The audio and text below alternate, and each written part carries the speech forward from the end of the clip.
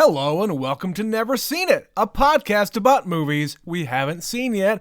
My name is Trent. I'm here with my wife, Betsy. Who, me? Yeah, you. All right. We are continuing on with our, whatever this series is called, our Rated R sequel series, I guess.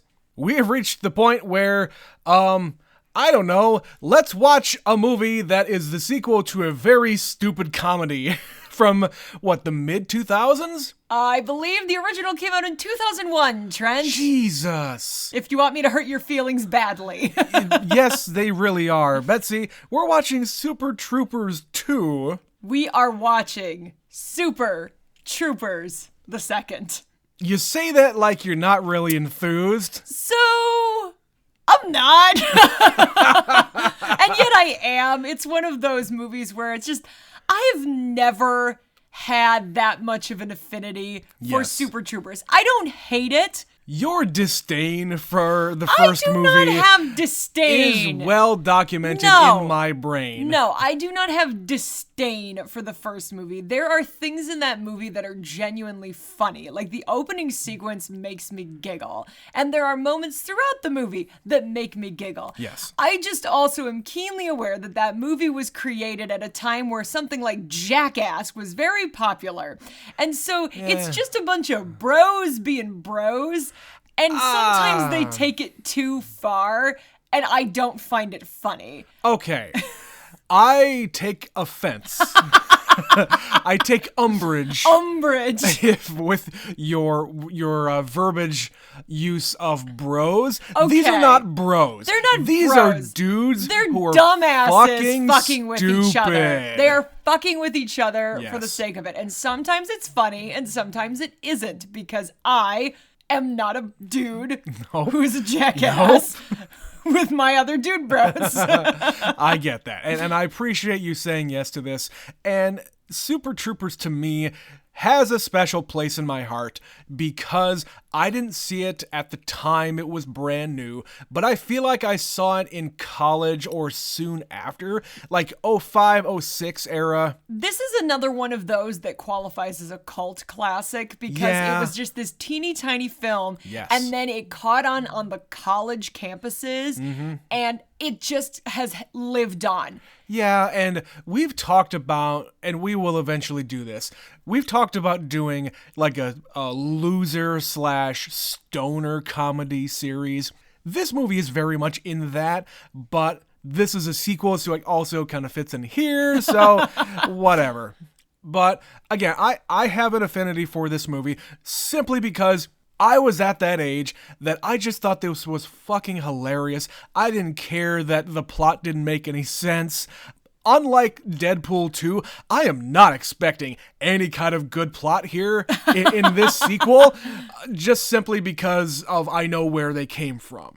As far as the rest of their stuff, I think I've only ever seen Beer Fest once, and I did not like it. I've never seen Beer Fest. I am unfamiliar with the rest of their body of work. And I don't really know what else there is. I'm sure there's other stuff, but I don't know if they're movies or TV shows or whatever. There's a TV show that came out after this movie came out, the second one. Oh, God. I don't know if it's still on or if it was only on for like a season or what. I doubt it. But again, I am looking forward to this just simply because we're getting the original gang back together. Even Brian Cox is in this movie. Oh, Lord Almighty. And Brian Cox has done a lot of stuff. Had he already done Succession by the time that, because this was 2018, 2018, right? Yeah. He either was just about to be on Succession or had just started. Right. But the fact that those two things happened within a year of his life is just boggling to me. Fantastic character actor Brian Cox. Way up there for me. He's probably top 5. He's a great actor and woefully underutilized. So I appreciate that he is in this TV show and there's this entire generation of people that suddenly knows who he is. In Succession, you're talking about. Yes.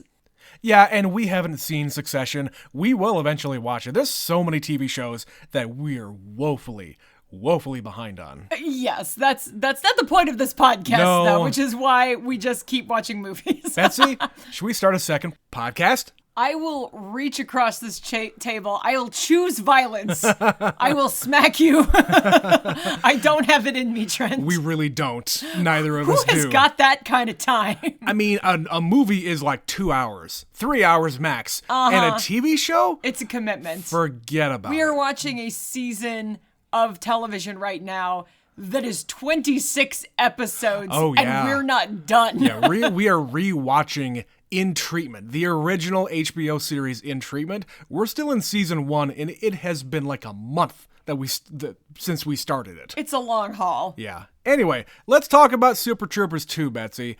I don't expect either of us to really know much about it. What do you know? I didn't know Brian Cox was in it, so that's a surprise to me. I know it's the original guys from this group Broken Lizard. Is that what they're called? Yes. What I don't know, having recently watched the first movie, at the end of the movie, they shut down their station, so they switch from being highway patrolmen to being police officers. Mm-hmm. If they find themselves back in the highway patrol, or if they are still cops, or where we find these men 17 years later.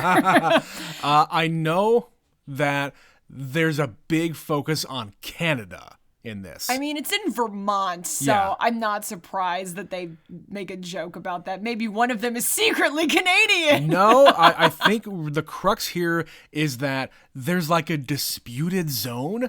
Like, there's part of Vermont that is in Canada, and we're like annexing it or something, and they're sending these guys up there to police it. Oh, well, that'll be interesting. I'm pretty sure that's what's going on here. So, and then I just expect it to be the same stupid humor from the first one. Oh, yeah. So I think there will be things I find very funny and things that just completely fall flat with me. And probably just fucking gross.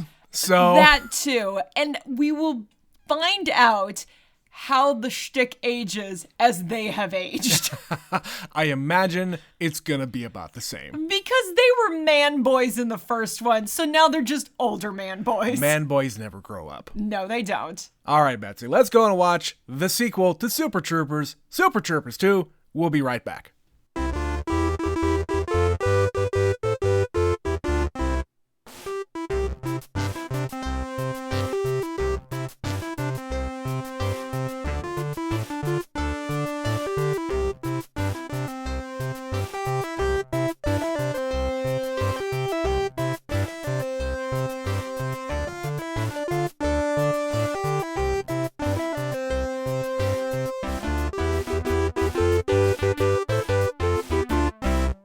All right, we're back. Betsy, what did you think of Super Troopers 2? Explain to me how we managed to pick two movies, both from the year 2018, that have something to do with Fred Savage. I don't know. Because we didn't watch that version of Deadpool 2, but there is a version of it featuring Fred Savage. Yeah. And I didn't know he was in this movie, but somehow we accomplished this. I mean, he's barely in the movie, but he's a running joke that we don't get elaborated until the credits. Until the actual credits. Yeah. So this movie makes me think of when I'm together with my siblings and we're just shooting the shit and goofing around and being absurd. And my dad is in the corner and he does that thing where he kind of rolls his eyes and covers his face. He puts his palm to his head and he's just like, oh, those darn kids. That's kind of how I felt about this movie. Like, it's amusing. And these are all grown-ass adults. These are grown adults. Still doing the same shit from when they were kids. It's just like, oh, you guys. Like, you silly rascals. So, it's an amusing movie. I don't know if I would call this a funny movie. Like, for me, I was like, ha. Like, there were chuckles. I had little like sight gags that were funny. There's a lot of playing up the nostalgia factor because obviously I just recently watched Super Troopers at your behest because you're like, you haven't seen this as many times as me. You're right. But that means it's very fresh. And I was like, that's a reference. That's a reference. I get that reference.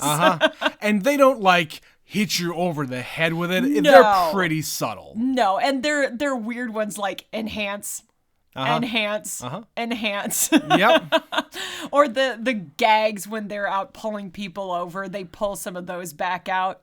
It's fine. Like, this movie is fine. Yeah, not all of them are gonna be bangers, guys. No, it's the kind of thing where I'm really surprised there aren't more of these. It feels like there should be about 6 of these by now, and that some of them would be funny and some of them would just be kind of ho-hum, but they're all just sort of middling humor. Betsy, there are 4 Jackass movies. I know, but that's why I'm like, why is there one of these? There should have been more. A 17-year gap, and then this one. Yeah. I have the same feelings. There are some really, really funny moments, and they're towards the middle, going towards the end when they're doing their, hey, we're the Mounties, and we're gonna pull people over, and you get the fucking Jim Gaffigan return. Yep. Yeah. And he remembers them. Yeah. Aren't you those guys that pulled me over? How would you ever forget that? Yeah, so it's those scenes. It's a couple other ones thrown in there, but for the most part, I'm just kind of, yeah, okay, you did that. I guess good for you. And I read a little bit about the origins of this movie. Back in, I think, 2015, they put this up on Indiegogo to get funded. They put up a goal to make $2 million as basically a proof of concept to Fox, the studio, to say, yes, there is still very much a fervor around making a sequel. There's an audience for this. There is definitely an audience. It is a cult classic movie, like we said. And if I would have known about it, I probably would have thrown a few bucks. I absolutely loved the original, and I would have wanted to see more, but like 10 years ago at least. But apparently you didn't need to because they hit their goal in a day. Yeah, they hit their goal. There were enough people excited about the prospect of a second one. Yeah, they hit their goal in about 24 hours, so I'm less enthused about this than what I was hoping for. I am pretty disappointed by the end result. I had an okay time overall, but it feels like a lot of the bits here were maybe like leftovers from the first movie. They didn't have a place for them, so let's shove them in this one. Yeah, and I also read that like the script went through a whole lot of rewrites, and the only thing that was kept in the final product was them talking about gum in the cop car. That is a really specific, stupid thing. Yeah. To make it through all the drafts. Yeah. I feel like there were funnier parts that you would think, oh, well, that's the thing that made it through. No, it took a few rewrites, and that was the funniest thing out of it. Or okay. maybe like somebody had a veto. It's like, no, that's the funniest thing we could possibly put in the movie. Sure. No. I was amazed at how this many years later, some of these guys, they look 17 years older. Some of them look exactly the same. Well, I think Farva looks the most the same, I think. I was like, yeah. Do you age, sir? Even Thorny looks the same. Yeah, I will fully tell you right now, I don't know anybody's names except for Farva because they make such an emphasis on the stupid fat guy that it's easier to remember his name. Everyone else, I'm like, I don't know. Yeah. There's skinny guy with a mustache. Well, yeah, Rabbit is the rookie. Mac is the guy, the kind of squirrely guy with the mustache. Mm-hmm. Foster is the guy married to Ursula. Okay. The blonde police chief, by the way. She came back and she's now back in this the one. Police chief, which is amazing. Of course, she's only in there for a couple of scenes. Makes sense. Why would she want to be involved in this bullshit? She is not significant enough to the overall plot, and she has a job, unlike these guys. I will say, though, it just seems like 80% of this movie is like phoned in favors. Like, all of the, like, bigger names that you know are friends of the director. They have worked together on previous projects. So, yeah, the guy who directs this movie is Thorny. Is that what you said? Thorny, yeah. So he is best known as a director. He does a lot of TV. Yeah. And at the time he was doing this, that Lethal Weapon TV show was still on, starring none other than Sean William Scott. Yes. Now, I will say, the opening sequence of this movie, once again, these movies start really strong. The first one is really funny. This one is really funny. It's pretty good. But you're right. There's a lot of, well, he worked with that guy on that project and that guy on that project, and we have a little money, so let's get Rob Lowe, and we'll bring Linda Carter back because she was in the first one. Right. And people are fans of this movie too, so it's the kind of thing that creates the capacity for cameos. Like, people want to be involved in this. Right. Because it's been around long enough. Like, let me show up for a day and play around on set and have fun, and then I get to be in that movie. It's a show of goodwill as well. Yeah. It's like, hey, this is just kind of fun. We're not going to make a lot of money from this thing. It's basically a passion project. This is fan service. Yeah. By the most basic definition. Now, can you think of a lot of other movies that kind of got made by like this? Like the Veronica crowdfunded? Yeah, like the Veronica Mars movie, I think. Yeah, that was all crowdfunded. And again, was just for the fans. It was really big in like 2009 to like 2015. That was like the era of crowdfunding. Yeah. But I don't really specifically recall any other major projects.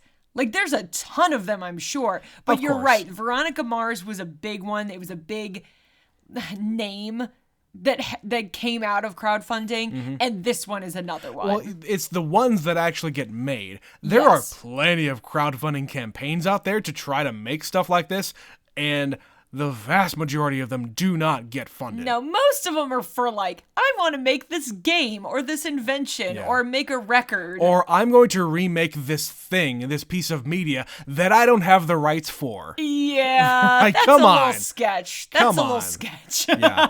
So I understand why a movie like this would get crowdfunded. I understand how it would be extremely successful to get funded. And the idea that you have to go to a studio and say, okay, this cult classic movie we want to make a sequel to, and the studio saying, you know what, actually, no, you need to go and get some money on your own, and if you do, then we'll throw in the rest. We'll give you the rest of the money. And, you know, it's not out of the realm of possibility. Some video games have been funded exactly like that, where you have to get this crowdfunding first to kickstart it, no pun intended, and then as a proof of concept to the studio, then you get the rest of your money. So anyway, I don't want to keep talking about that. So you mentioned the intro where I kind of knew it was going to be a dream, so like not even halfway through. It doesn't start in a way that you suspect it's a dream, and then pretty quickly you're like, well, this has to be a dream. Right. Because the question I posed in the intro was, at the end of the first movie, they got closed down. They aren't highway patrolmen. They joined the cops. Yeah. So what is the premise here? Are they cops? Are they not cops? What's happening? And at the beginning of the movie, we see a highway patrolman pull over a bus, and it's Sean William Scott is the driver, and his partner is Damon Wayans Jr. Who comes later.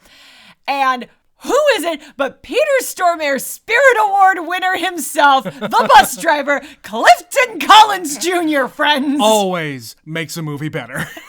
He's a stoner driving a bus, and there's like smoke rolling out, and there's music playing, and the driver says, well, you know, what's going on in there? Oh, well, it's band practice. Yeah. And we find out that these guys who were the highway patrol got fired because of an incident that they don't explain in this dream sequence, formed a band, won America's Got Talent, and are now a band called Cracklin' Bacon. Cracklin' Bacon. Which makes sense because, you know, the whole pig thing and I didn't get that. Yeah, that makes sense. That's how I got it. Okay. And so it's just this stupid sequence of them making buddies with these cops, with these highway patrolmen. Yeah, he calls for backup, and Damon Wayans Jr. comes in, and Max says, when he gets onto the bus, you just totally kick him in the balls. It'd be funny. Yeah. Yeah. So he comes on, and they just try to get him. Okay, you guys, are you really a fan of my band? Sing our song. Sing our songs, and dance a little bit. Shake that tail feather. And now kiss. And now kiss each other. You know, the things that stupid boys dumbasses do. Yeah, when you're like 15 or 16 and you're just like, it would be funny. Yeah, and then they kick him off the bus. And they have a chase scene and a shootout. One of them dies. They throw his corpse at them. And then they drive off a cliff. Because of course. And then they wake up. And we find out they are construction workers. A few of them are construction workers. And the chief calls them up and says, okay, what do you guys want to do this weekend? We're going on a fishing trip. I'll mail you the address. I will mail you the... Oh, God. I know it's kind of a trope of like old people and not knowing cell phone technology and whatnot. My parents have a smartphone now. And if they have a smartphone and know how to use it... Brian Cox can know how to use a phone. But listen, he tells him to text him, and he makes a joke about, oh, yes, I think my device is capable of that. Yeah. My dad does not have a smartphone. But he knows how to text. But he knows how to text on his busted-ass flip phone, yeah, the only one they sell. Yeah, my dad has a flip phone, too, but he knows how to use an iPad. If you handed my dad an iPad, he'd figure it out. They're not hard. They're pretty intuitive. Yes, they're designed that way. But he's not interested in that. So yeah, it's kind of a cheap joke. Like, oh, look at the old man who doesn't know how to use texting. Mm-hmm. Yeah, they basically get the band back together here, and they're going to go on a fishing trip up But across, don't tell Farva. Yeah, up across the Canadian border. And they go and get Thorny, who is a lumberjack, apparently. I don't know what that's about. Sure, he's very masculine and sweaty and has a big beard and hair. Right. But yeah, they go up to this like abandoned cabin in the woods, and the governor is there, and she is there to give us the plot of the movie. And it's like you said, there is this marker, there's a border marker for where Vermont meets Canada, and apparently they went to reassess it because, immigration is a great concern to America now, and border patrol and all that. I don't even know how they explain it here. It was like a throwaway piece of dialogue. There's like a rock formation, or like some rocks were put down to mark the border, but then they got moved somehow. No, they didn't get moved. They just apparently weren't where they thought they were, and this town is actually in American soil. Right. So America and Canada have agreed that, okay, this portion of Canada is now a part of Vermont. And we're going to go up there and make the transition, I guess. And Governor Linda Carter is going to assign these bozos to be obviously to be the highway patrol people, to show people in Canada that which totally makes sense. What the fuck is the point of that? The shame of the Vermont Highway Patrol and those cops with the quote Fred Savage incident. We still at this point do not know what this is. They keep referring to it, and we don't get to know what the hell happened until like the end of the movie. Not even the credits. They say, "Oh yeah, those are the guys who killed Fred Savage." Yeah, what? Yeah, they killed Fred Savage, but we don't know how until the end of the movie. But yeah, it's like an unknown incident. The Fred Savage incident. Yeah. Those are the guys who killed Fred Savage, and now we're going to show you the footage of how Fred Savage died. Sure. But we'll get to that. So that's it. That's the whole plot. And then it's a bunch of jokes at Canada's expense. Rob Lowe is like a toothless former hockey player who's now the mayor. He's the mayor of this town, which makes sense. I mean, former hockey players are very popular in Canada. And it's a small town. Yeah. So he would have an opportunity to win in a small town. He also owns a dual-sex bordello? Yes. Yes. Yeah. So it's just a lot of things. There's jokes about the metric system and how much alcohol is in your beer. The percentage of alcohol in beer. Yeah. And the whole joke here is that Canadians are acting like Americans do when the others are invading America. Yeah. That's how they're acting. The Americans say sorry, and everybody in the bar goes, sorry! Sorry! It's how they say it. It's funny. It's like how Americans say sorry. Yeah, it's a funny joke. And they just kept on going with it. Yeah. And it got kind of annoying after a while. And they've got their counterparts who they are replacing. The Mounties. They have 3 Mounties. And 2 of them are character actors I recognize from just like TV shows. Who are actually Canadian.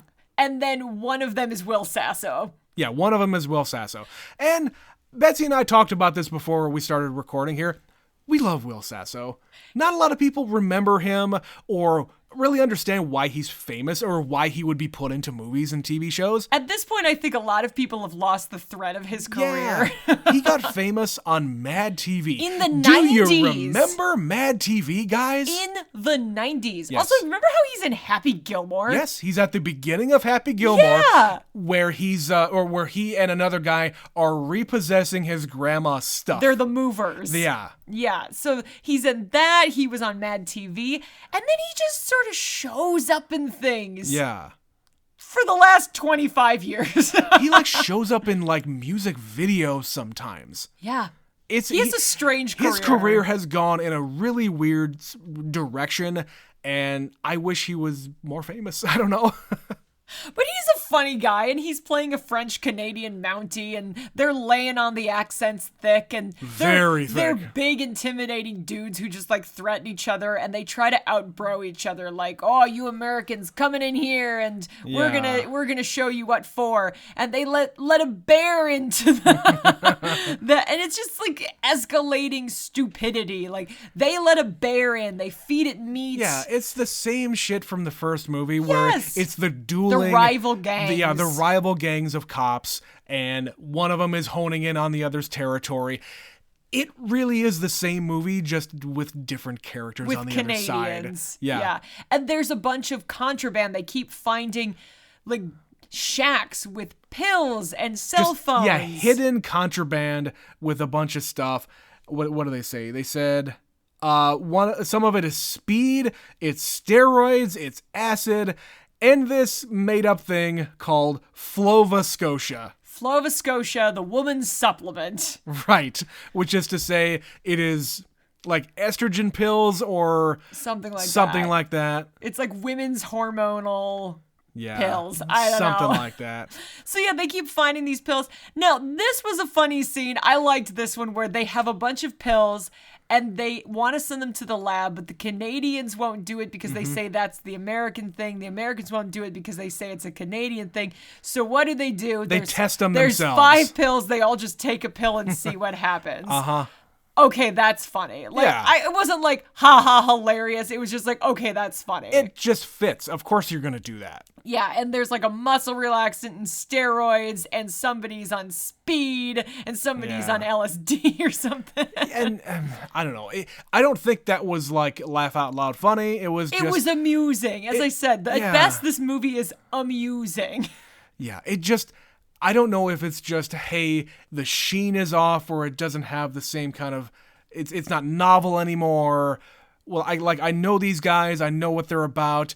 None of it surprises me anymore. And you need to be surprised if you're going to make a comedy. You know what I kept thinking watching this movie, because it's so many of these just little bits and moments, is this feels like the sort of thing you could have just made for TikTok. They could have just started a TikTok account and done a whole bunch of short videos, and everybody would have been haha, have you seen that one where they take a bunch of drugs and act stupid? Right, and it's you had to make a through line because it's a movie. It's a very short movie, for one thing. It's an hour and a half. Yeah. Not even, yeah. I think you're right. They didn't necessarily need to make a movie and get all these actors in here, get all these cameos in here, and I understand that he's a director and he wants to make movies, and that's cool. But yeah, I think you're right. In this day and age, you don't really need to make a movie like this. If you want to get attention, if you want to get eyeballs on you and your stuff, go to TikTok, go to Instagram, go to YouTube. Yeah, you don't need to get this big funding. Just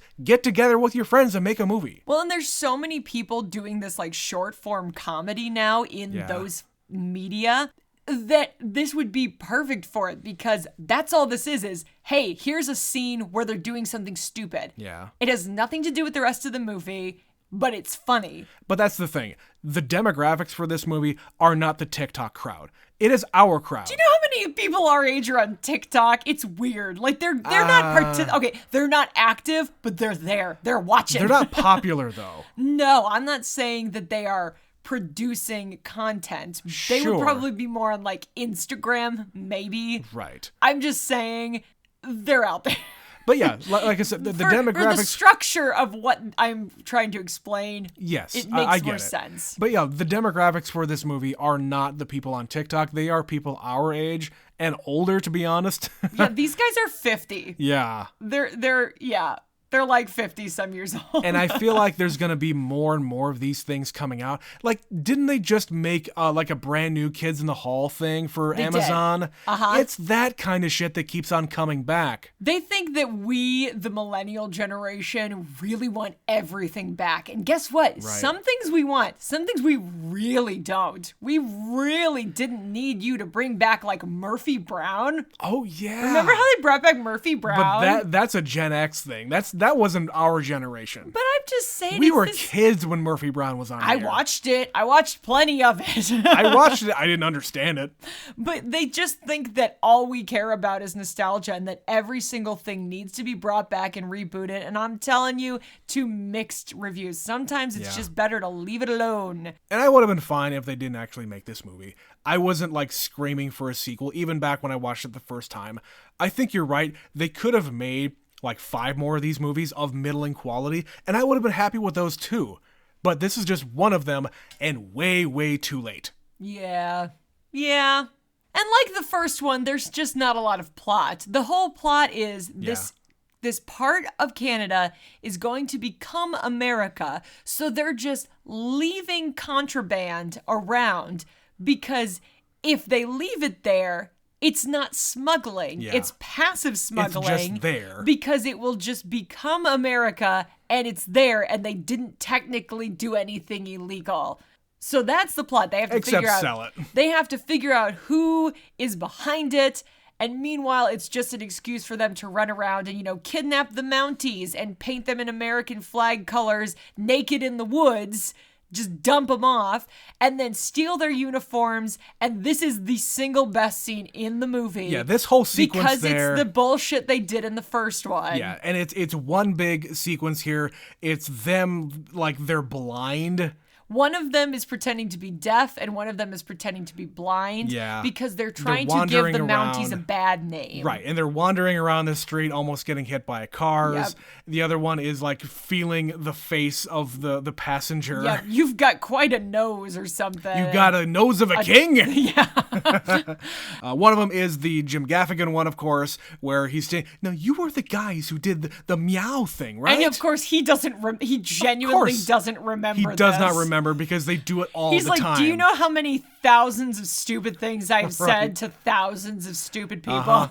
And also, never give your keys to a stranger. And then he why don't we off. switch places and you can tell me what happened. Right. So that was like, of all the things, because in 2001 nobody knew who the fuck Jim Gaffigan was a nobody. He was a nobody. So to bring him back now when he is really popular, and for him to say yes to it, to that's say yes, awesome on his part. That's a stroke of genius. Okay, I will give you. You Yes. got him here. I'm here for it. Yep. Bravo, you. There's also the one where they're sucking on helium and they're going up to him with the high voice. Yep. That's funny. Yep, they are pretending to be drunk and pantsless, sleeping on the hood of a guy's car, and then another one is in the back seat. And the best one, I think, is them being very French Canadian, going on horseback to pull over Americans. This is probably the best sight gag in the movie. He has a little handheld siren, like a little light, and he's riding up the side of the road on a horse, holding this siren and just making dead eyes at these people they've pulled over. And then it's just nonsense. They're just like, je rendais pas du baguette, le cul-de-sac. 8th grade French. They're just, it's a list of gibberish. Yeah. And then they say something like, happiness is in your asshole. Happiness in your asshole. Happiness in your asshole. Yes, which the is secret of life happiness is a penis in your asshole. Yeah, happiness in your household. Happiness in your household. Happiness in your asshole. That's funny. And they I milk like it that. like just long enough that it's still Yeah. funny, but not too long that it stops being funny. Because that kind of a joke, if that had gone on like 30 more seconds, it would have stopped being funny. Yes. And the rest of the movie is just, oh, the bad guys are here and they kidnap the guy, and now we find out, oh, it's the mayor, and we have a big shootout, and everybody's the twist. Rabbit is with this girl who is like triple crossing people. It's a weird thing. She's like an attaché of some kind for the mayor, but it turns out she is helping the mayor smuggle this stuff, but she's actually with the Ontario police. Yeah. She's undercover. Okay. Yep. Okay, I don't think that was earned at all. And they shoot a cow. And then she a changes fake cow. she changes her accent on the fly. Yeah, and then the movie's over, and it's just like, we're not gonna make this part of Canada America. We've postponed it. Never mind. Why is the governor doing this negotiation? Like, if we were expanding a state in America, wouldn't the president of the United States at least be somewhat involved? I don't know how that would work, Betsy. Because it wouldn't happen, Trent? Is that why? It would not happen. I think, God, to annex a part... Okay, maybe we shouldn't talk about annexing part of a country in this time, Betsy? No, let's not do that. No? No, and the rest of the movie is just a bunch of bullshit. Like, the guy keeps taking the women's hormones, and his mustache is falling out, and he's growing bitch tits. Okay. Hilarious. I've never seen that joke before in my life. Yeah, there is a lot of that stuff that just doesn't land. Like, all of the Mounties are at home. Apparently they all hang out or they live together or something, and they have hockey night, and somebody calls their landline, which then they complain about them having a landline. Who is calling on Who hockey has night? a landline anyway? And yeah, there's this weird joke about Danny DeVito. Yeah, I'm just pretending not to know who he is to make him upset. And it's the joke about Danny DeVito has been in a lot of different things over the years. In different eras of time. In different eras of television and movies and whatever else. Danny DeVito will be 80 years old next year. Yes. He was born in 1944. He's married to Rhea Perlman. I loved him in Hellboy. That's Ron Perlman. That was okay, but yeah, it just didn't fit. I don't know. I didn't like it. Yeah, it was a weird scene. It's the thing where if they had developed it a little more, maybe. Like, clearly, okay, the main guys, the highway patrol guys, have no other friends. They are each other's friends. They do everything together. Years after they haven't been cops, they all still work together. Yeah, and they go on fishing trips together. And shit. Yeah. So yeah, it's maybe that juxtaposition where those Mounties don't have any other friends, and it's the similar situation. Yeah. And I wish they had kind of done a more literal, like, doppelganger thing. Like, do you remember in Shaun of the Dead, they have a scene like that where the two groups are crossing each other and they have, like, similar people in each side. So there's like a nerdy guy and a single girl with a knit hat. And well, they do it in the first movie.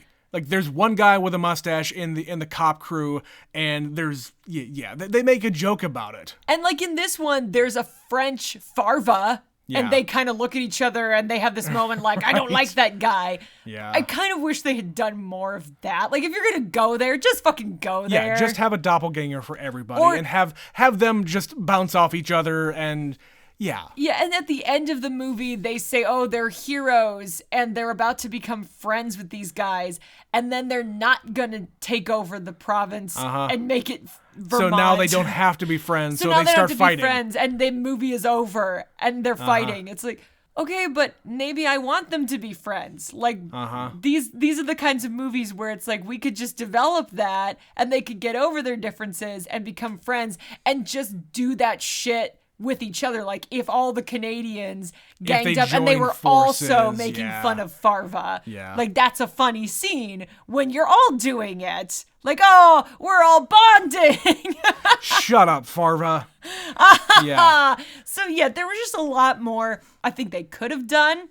If you're going to crowdfund this movie, did a movie exist, or did you just want to see, like, test the waters before you wrote the script? I don't think there was a script before they put it up. Because I kind of feel like you should have had a script first, because now you have to figure it out. And if you didn't have any idea of what you wanted to do, rushing into it because now you have funding is a bad way to do it. Like, the worst movies we've ever seen are the movies that didn't have a fully fleshed out script while they were filming. I take umbrage with that as well, because one of our favorite movies had basically no script.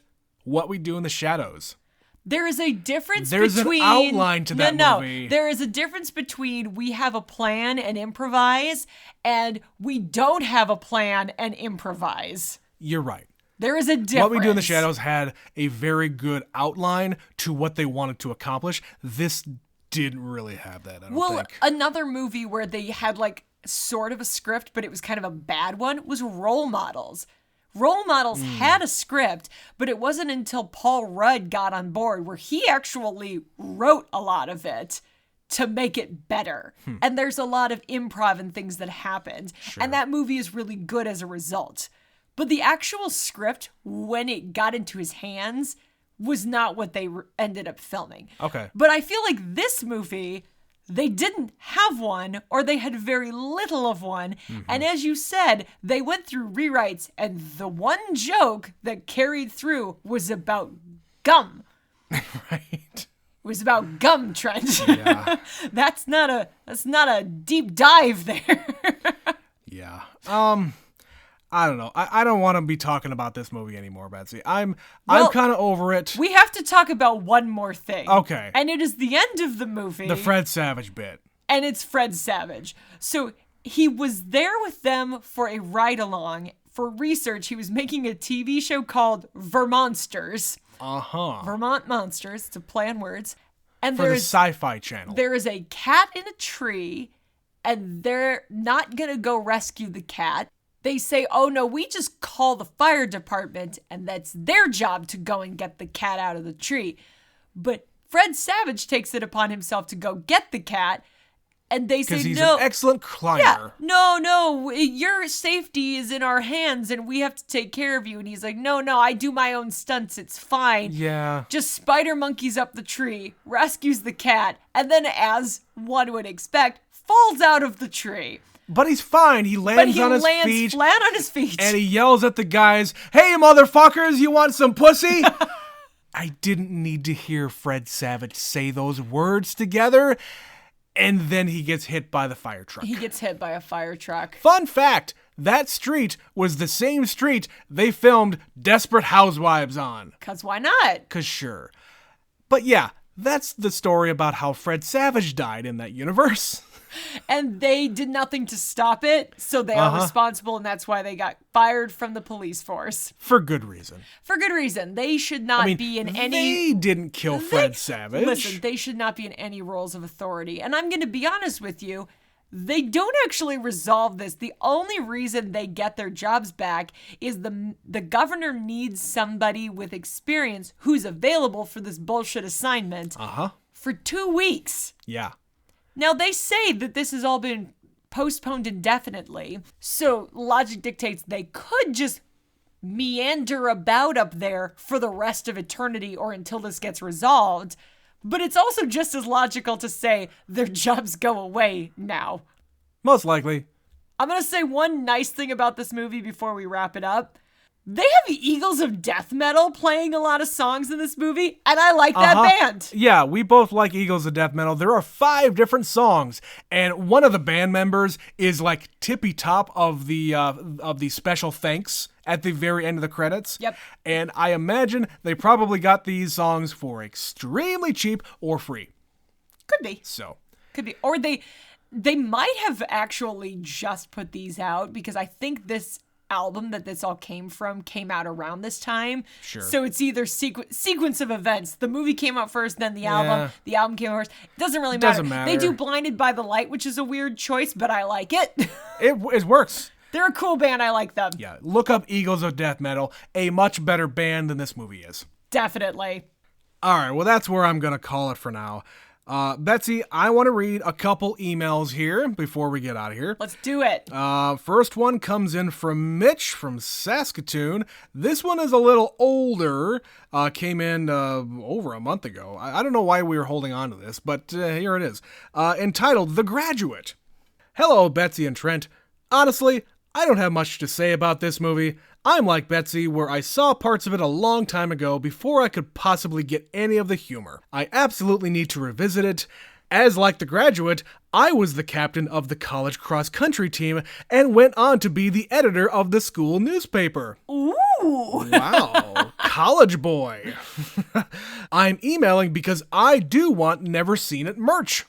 Well, okay then. All right, a t-shirt would be nice. You have great podcast faces that would be excellent on there. Wouldn't you like to know? Maybe a cool movie a day calendar of all the movies you've seen. That's a lot of movies.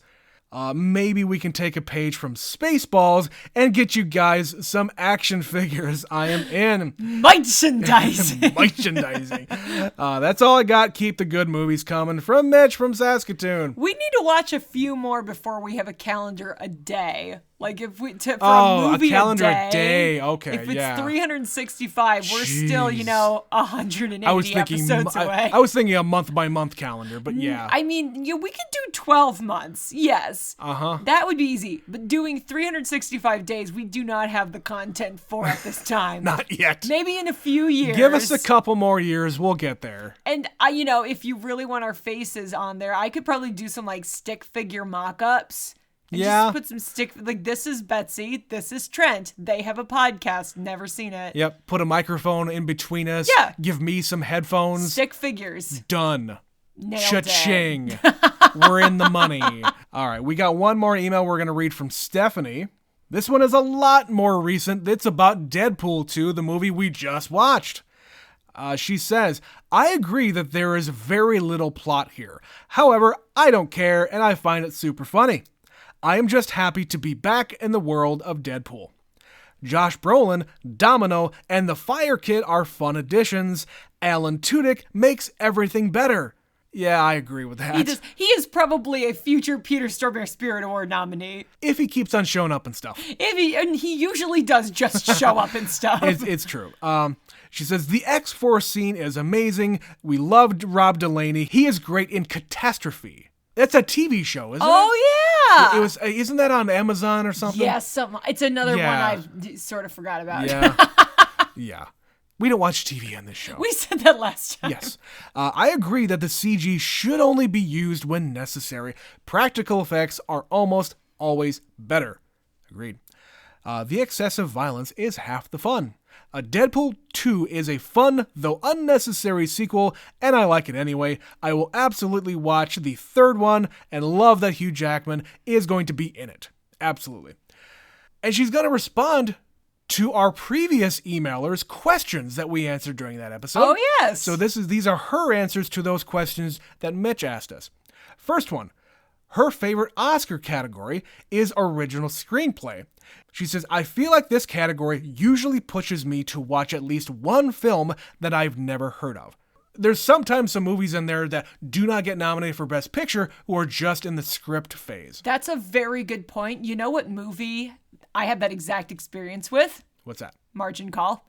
Margin Call, really? It won Best Original Screenplay. No and shit, I was I like, didn't know what that. is this movie? And I watched it. I was like, this movie's fucking amazing. Well, there's also movies that get nominated for Best Original Screenplay, like what Stephanie's talking about here. The Big Sick was one of them. I love The Big Sick. Yes. And I was so happy it got nominated for that. I just wish it had gotten a nod. I wish it would have big won prize. something. And I'm going to say with my dying breath, Holly Hunter should have received a Best Supporting Actress nomination for that movie. She is just the spitfire, crazy mom. I love her in that movie. Holly Hunter is amazing. Second question she goes on to answer, scene to watch filmed. So your favorite, like if there's a scene in the movie that you could have been there. You could have been there actually watching it getting filmed. She says probably something from Anchorman or something like that, just to watch them ad-lib and try to not snort laugh. That's a good point, because those guys are professionals, but there are certain things that even they will crack. They can't get through They it. can't get through it. Yeah. And those movies are the best because half of it is just ad-libbed, Well, or it's different lines they just come up with on the spot, and they all get filmed. And they show it in the credits. So, like, Sometimes, Will yeah. Ferrell's like, Santiago, it's German for Wales vagina. Like, he can barely say it. Right. Her answer for her favorite actor pre-2000 is Jimmy Stewart. Good choice. And favorite actor post-2000, Emma Stone. Also a good choice. She says, she is so damn charming and a really good actress. Agreed. And the final one, favorite movie theater experience. For one of the Lord of the Rings movies, my uncle got us a private box. It was just so cool to be in a fancy box, plus free snacks. Where do you go to a movie theater that has boxes? I don't know. It must be like an old theater that is like a music house where they have like an opera house kind of situation. I was going to say it's like an Alamo Draft House kind of thing. Maybe. But back in like 2001 when Lord of the Rings first came out, I don't know if... I've yet? never been to Alamo Draft House. I really day want to go. we are going to get to an Alamo Draft House. Are they still a thing? They're still a thing. I thought they went out of business.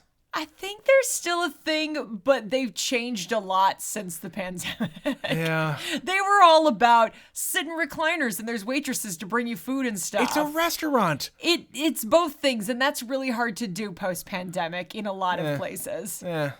Most of the places who have an Alamo Draft House weren't really doing much with the pandemic. No, you can get booze there, though. Yes, indeed. I definitely want to go and just sit down and have the experience. Check it out. I don't care about the cost of it. I just want to go and have a steak and watch a movie. That's really weird to me.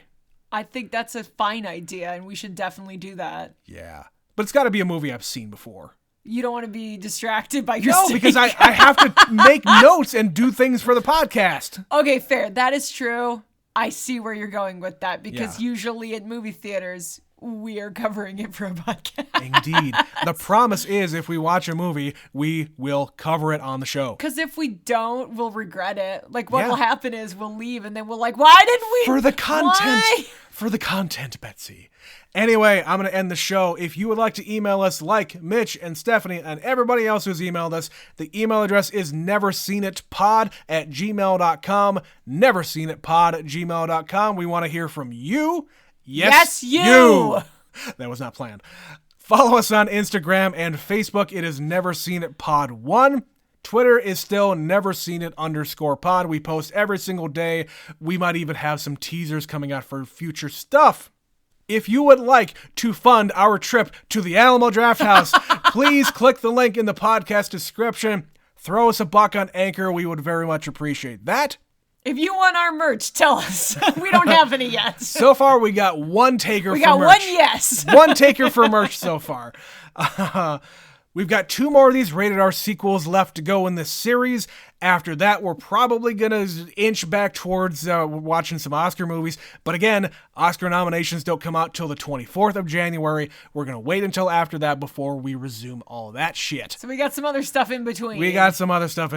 So stay tuned for all that stuff. Anyway, that's the end of the show. I want to thank you for listening to this here episode of Never Seen It. My name is Trent. My name is Betsy. And we'll be back to you again next time. Meow. Meow.